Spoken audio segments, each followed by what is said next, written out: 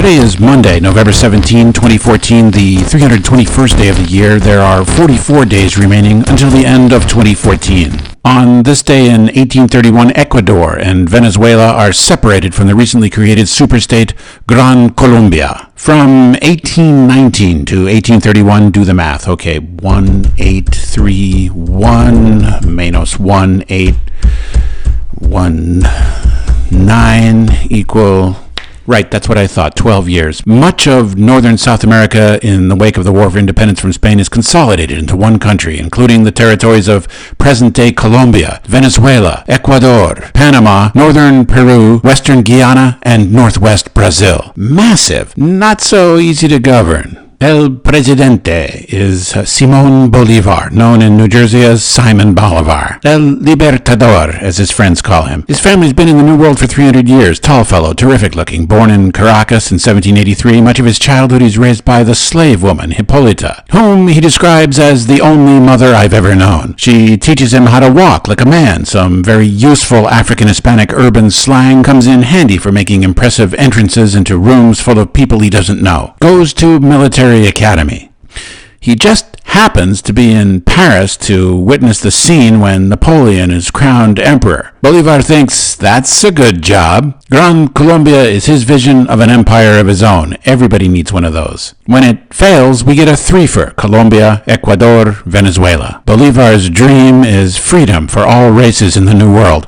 But he sees some trouble in El Norte with the United States. When Simón Bolivar dies in 1830 at 48, the official story is he succumbs to the tuberculosis. On January 2008, then Venezuelan President Hugo Chavez sets up a commission to investigate theories that Bolivar is the victim of an assassination by arsenic poisoning. In 2010, the body of El Libertador is exhumed after 180 years, and a year later, 2011, forensic investigators release a report claiming there's no substantial evidence, no proof of poisoning or any unnatural cause of death. On this day in 1856, on the Sonoita River in present-day southern Arizona, the United States Army establishes Fort Buchanan in order to help control new territory acquired in the Gadsden Purchase. Basically, a deal to facilitate a transcontinental railroad line. The Gadsden Purchase is the last major land purchase by the United States government in the contiguous states, the famous Lower 48, encompassing territory in southern Arizona, New Mexico, from Yuma in the west through Tucson to Las Cruces, just north of Ciudad Juarez. In 1848, when the Mexican War ends with the Treaty of Guadalupe Hidalgo, America has specific ports in California, the future states of Arizona, New Mexico, Nevada, Utah, a slice of western slope Colorado, southwestern Wyoming. But southern railroad interests want to run a line to the coast, and the southern edge of the treaty lands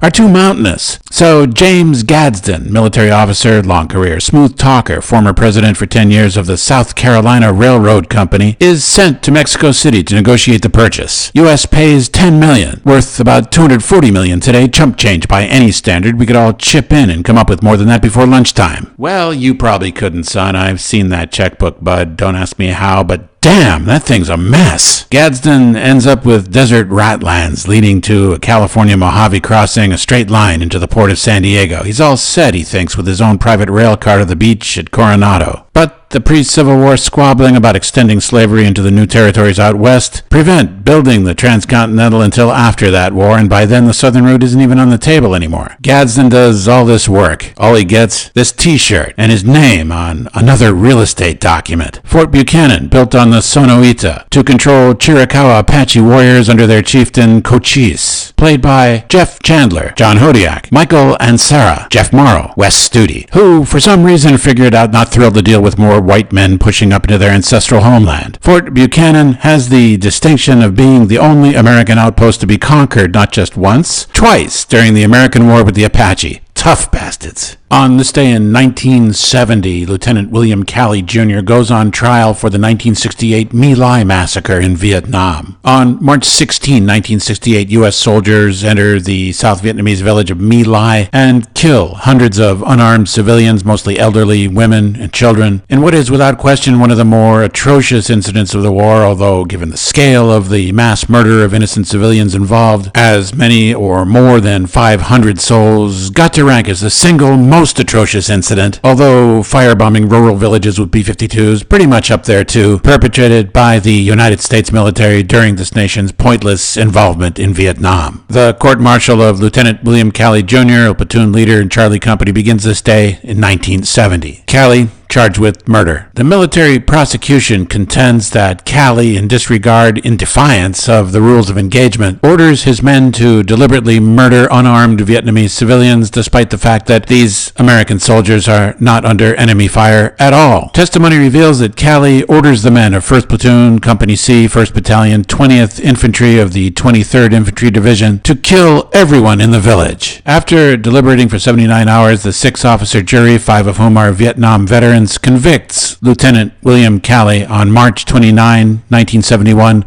of the premeditated murder of 22 Vietnamese civilians. On March 31, 1971, Calley is sentenced to life imprisonment and hard labor at Fort Leavenworth, which includes the United States Disciplinary Barracks, the Department of Defense's only maximum security prison. Richard Milhous Nixon intervenes, responding to nationwide protests in support of Calley. Well, perhaps not in Berkeley, California, or at Kent State University in Ohio. Nixon says, "I felt that Captain Calley should not be sent to Leavenworth prison while waiting for the months and maybe a year or so that appeal would take. I thought that he should be confined to quarters. I think that was proper to do." Nixon gets Calley's rank wrong. Calley's a 2nd lieutenant, not a captain. Calley's life prison sentence turned into an order of house arrest, and eventually Nixon pardons Calley. Calley walks, a free man. He lives in Atlanta, Georgia. He's 73 years old. 7 years ago, in October 2007, according to the London tabloid The Daily Mail, Calley agrees to discuss details of the My Lai Massacre, saying, "Meet me in the lobby of the nearest bank at opening time tomorrow and give me a certified check for $25,000, then I'll talk to you for precisely 1 hour. When the British journalist arrives to meet with Calley, but without a check, Calley refuses to speak with him and leaves. Simon Bolivar, or as he's known in Rhode Island, Simon Bolivar, writes, "A state too expensive in itself or by virtue of its dependencies ultimately falls into decay. Its free government is transformed into a tyranny. It disregards the principles which it should preserve and finally degenerates into despotism." From Rutland, Vermont, this is Richard Alcott speaking.